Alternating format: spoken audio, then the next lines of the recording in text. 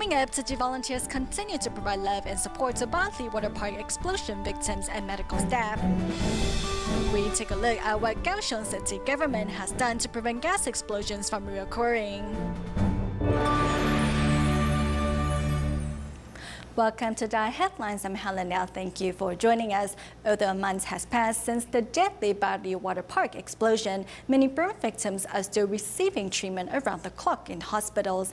Knowing the work and time medical personnel are putting in on behalf of the burn victims, a bakery shop in Taipei decided to make delicious sweets for them. But first, we traveled to Shimen District near Taipei City, where Tzu Chi volunteers brought love and warmth to burn victim Mr. Wang and his family. This is Mr. Wang, who sustained burns to 30% of his body during Bali Water Park explosion. Seeing the burn marks on her son's legs, Mrs. Wang can hardly hold back her tears. I broke down in tears when I received the call. I was extremely worried because I knew that burn wounds may result in infection or cause high fevers. In the immediate aftermath of the tragedy, burn victims were sent to different hospitals for treatment. Mr. Wang was taken to the Cathay General Hospital. After days of treatment, Wang was discharged from the hospital. Tzu Chi volunteers from Da'ai District who accompanied Wang during his stay at the hospital also made it a point to visit the young man back home. When your wounds feel itchy or painful, remember to write it down on a piece of paper. If you don't write it down, you won't remember what to say to the doctor when you revisit the hospital. Local Tzu Chi volunteers also joined the home visitation to continue the relay of love. I always look forward to the volunteers' visits when I was recovering in the hospital. The Tzu Chi aunts and uncles gave me a lot of encouragement.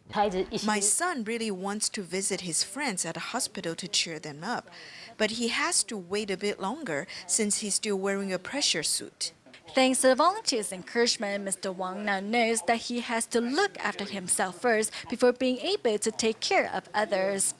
人在平安的时候，很容易迷失自己，偶尔有小挫折或坎坷，反而唤醒良知，常养善根，这何尝也不是福？ Wrapping buns and puddings into boxes before loading them into a taxi. Today, staff members of a bakery shop are delivering these sweets to Taipei Tzu Chi Hospital to express their gratitude to medical staff for looking after the burn victims. 这个是 bagel， 这是我们特别做番茄 bagel。我们也感谢你们，谢谢。年轻人对，做很好很精致的一个布。These puddings and bagels will not only feed the hungry stomachs of our medical staff, but also give them even more strength to serve our patients. This cycle of love will continue on and on. Meanwhile, in the kitchen, volunteers busily prepare lunch boxes for the burn victims' family members, a task that has continued even now 30 days after the incident. Today is the 27th, right? A month has gone by. Many children are still in pain, while their parents remain heartbroken. Every day before noon, Tzu Chi volunteers would deliver boxes of fruit to the burnt victims' hospital wards. After a month, Tzu Chi volunteers have established a family-like bond with the burnt victims and their family members. Besides offering meals and much-needed emotional support, Tzu Chi volunteers also shoulder the task of purchasing supplies on the burnt victims' behalf. For those who have to go through debridement, they need to purchase underpads. We'll go to the pharmacy to purchase needed supplies for them. Although the Bali Water Park explosion has affected the lives of many, it has also brought out the beauty of the Taiwanese people. Next, we travel to the Taipei Tzu Chi Hospital in Taiwan to see how medical personnel tried their best to minimize the pain and discomfort burn victims go through when dressing their wounds. Knowing the pain and discomfort the burn victims of Bali Water Park explosion have been going through, medical staff at Taipei Tzu Chi Hospital thoughtfully write down dressing change procedures to decrease the time spent redressing wounds.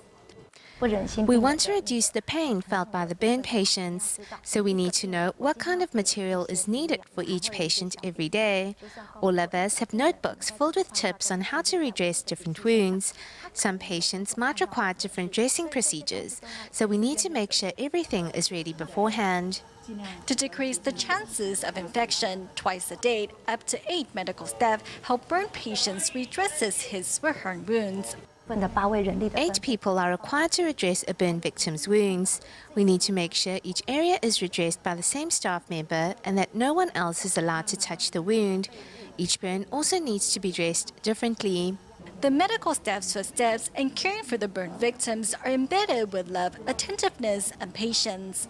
Despite having to put in long hours to care for the burn victims, medical personnel believe that as long as the patients recover from their injuries, then all the hardship they go through will be worth it. The Bali Water Park explosion was the first massive accident of its type to happen in Taiwan and exposed several deficiencies in the country's public safety measures for a large-scale event. The only silver lining of this tragedy has been the outpouring of love from society at large. On June 27th, in a matter of seconds, what was originally a night of dancing and fun turned into chaos and confusion as partygoers were engulfed in an inferno.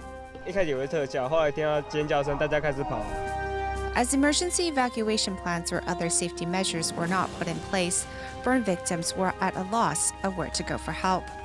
If organizers had set up a first aid station or had firefighters and police on site, perhaps the tragedy could have been lessened.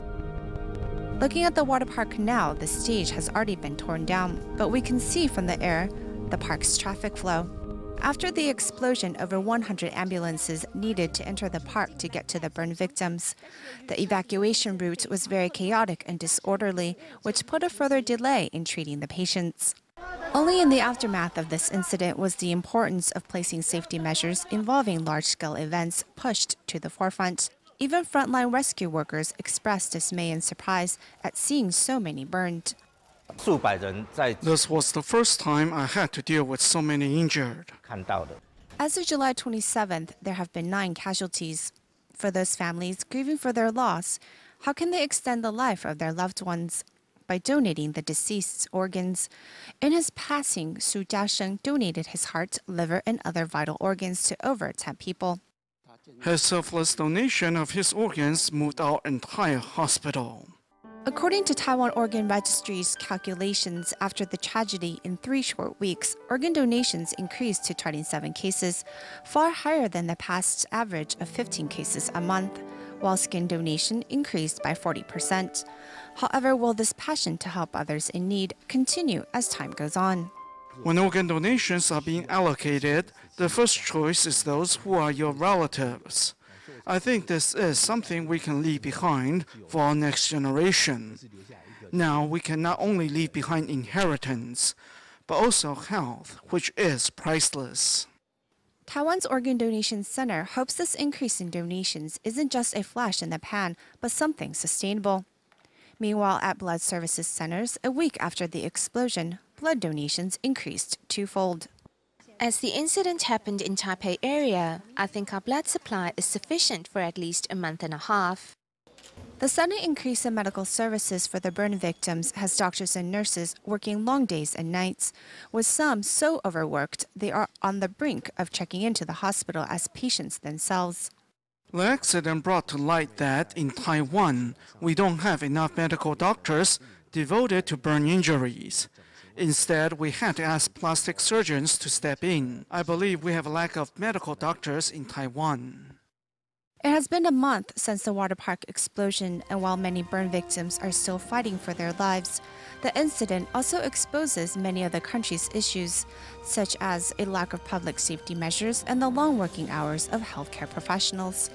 However, a positive result of the tragedy has been the outpouring of love from members of society as they donate to give others a second chance at life.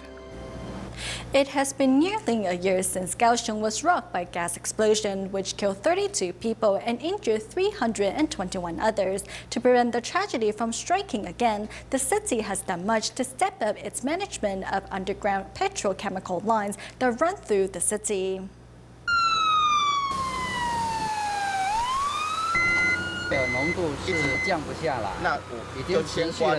The incident was very much like the gas blast last year.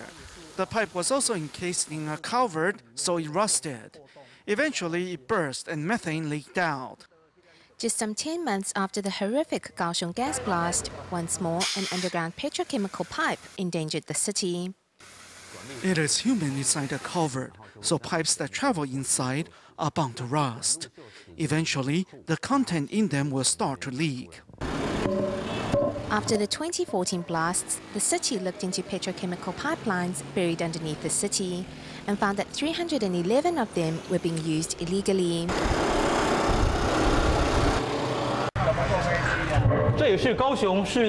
We are inside the underground drainage system of downtown Kaohsiung. This is the so-called culvert. Before, many pipes ran through here, but they have all been cleared away. 4 metal pipes remain downtown, and to deal with them will take more skills. We have to use a probe to find out what is inside them. As the pipes may contain flammable substances, preparation must be made before their removal.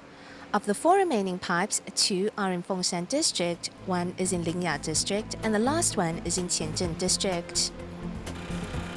We're checking the concentration of carbon monoxide, hydrogen sulfide, and oxygen. We're also looking for flammable gas.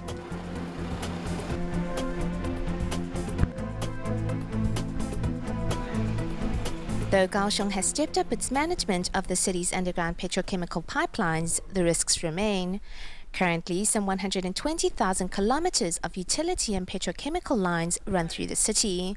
However, roads more than 6 meters wide in the city only total some 3,500 kilometers, which increases the load and risks 34 times. 这1年来，您觉得管线石化有什么改变吗？不知道哎，目前没看到成效。它还是一个。 It is still a ticking time bomb, because at least a dozen lines still run through Kaohsiung. As it is impossible to relocate all of the city's petrochemical lines within a year, environmental activists have agreed to a short-term alternative. What's most important is to establish a monitoring and management system of these lines. The city has asked all petrochemical plants to submit accurate information on their pipelines and also their maintenance schedules. If businesses do not comply with the new regulation, if we find hidden pipelines in the future, we will remove them. Before, citizens did not know where the city's pipelines were. Now, anyone can log onto the city's website and make an inquiry. Just look at the map and see if the pipes go through your neighborhood. With the street names and the map, it should be easy to tell. The 3 pipes that caused last year's explosion have already been cut, but there are still 86 petrochemical lines which break into 8 groups that cover the whole of Kaohsiung. Every day, people use these roadways. Maybe their homes are next to these pipes, but they might commute over them.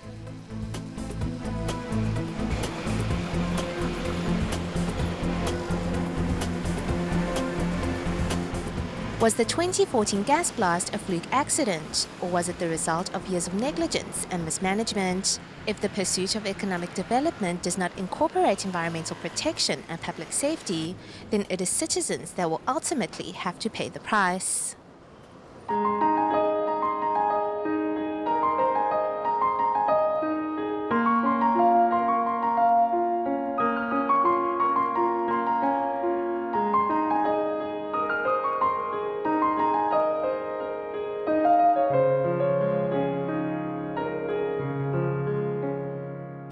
As the conflict intensifies in Syria, millions of Syrian children have been caught up in the cycle of violence, and the innocence of childhood has been replaced by the cruel realities of trying to survive a vicious war. In Turkey, a majority of Syrian refugee children have been missing out on school and are having to work to provide for their families. Here's more. As 12-year-old Yasila's father is unable to work, her family depends on her and her brother to provide for them. The pair makes just enough to cover their rent of $290 a month. I wish things could go back to the way they were, and I want to go back to school. But because of our situation here at home, I have to work to support my family. Yasila's youngest brother cannot enroll in school and is unable to work. Hence, he makes handicrafts at his aunt's house to contribute to the family income. The children stand by the window every morning and watch the Turkish children as they go to school. It makes them very sad.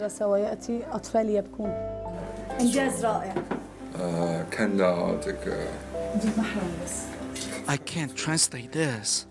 I just can't. These children are crying because it makes them sad to see the Turkish children go to school, and they can't. There are still so many of them who can't go back to school. Of the some 82,000 school-aged Syrian children living in Istanbul, only 14,000 of them are enrolled in school, leaving more than 66,000 out of school. At this shoe factory, children who should be in school are learning how to make footwear. 11-year-old Ali works at this shoe factory, earning $217 a month. I work from 8 in the morning till 8 in the evening. I work 12 hours a day. I don't like to work, but I do it to help my mom and dad out. As Ali's father only makes enough to cover the rent, it is up to Ali and his older sister to cover the rest of the household expenses. Ali deserves to be happy and carefree, like other children his age. He shouldn't have to work 12 hours a day or live in such difficult conditions. He is missing out on school because he is working to support his family. These children have to work every day to support their families. We have an obligation to help them and give them access to proper education. We have to protect our young children from the threat of illiteracy and ignorance.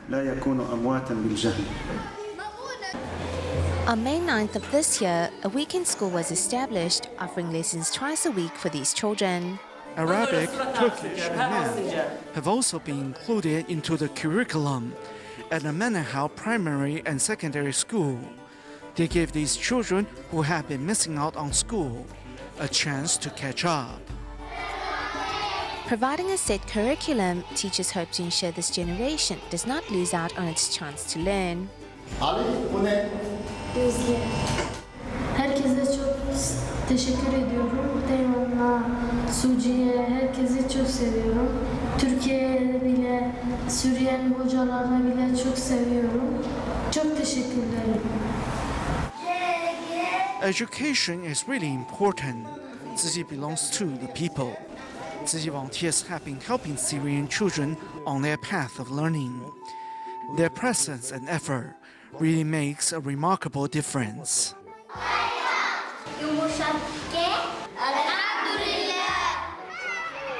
Education has helped Syrian children break free from the cycle of violence and erase the emotional scars that the war has left in their hearts. Helping restore a sense of normalcy in these children's lives, their hopes and dreams are no longer just a distant memory.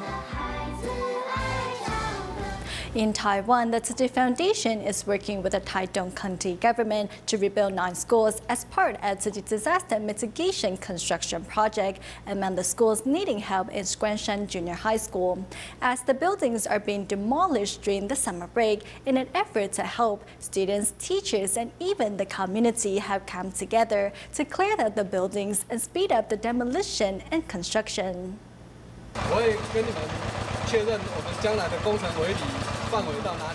Arriving at Guansan Junior High School to survey the ground, Tzu Chi Foundation's construction department staff and the school go over construction details. As the school plans to complete the demolition of the old school building by the end of August, teachers, Tzu Chi volunteers, and nearby residents came to pitch in. This is a project that belongs to the entire community.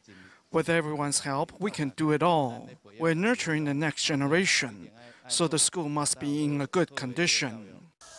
Established in 1968, the school's buildings have been in use for 47 years now. Concerned about the safety of the 560 teachers and students, a few buildings, including the administrative building and classrooms, will be torn down and rebuilt. Following our inspection results, we concluded that these buildings do not meet earthquake-resistant standards. They are also very old. We are very thankful for Tzu Chi's assistance. Otherwise, we don't know when these buildings could be rebuilt. As Tzu Chi's construction project is put into action, teachers and students of the school look forward to resuming class in the new buildings upon completion.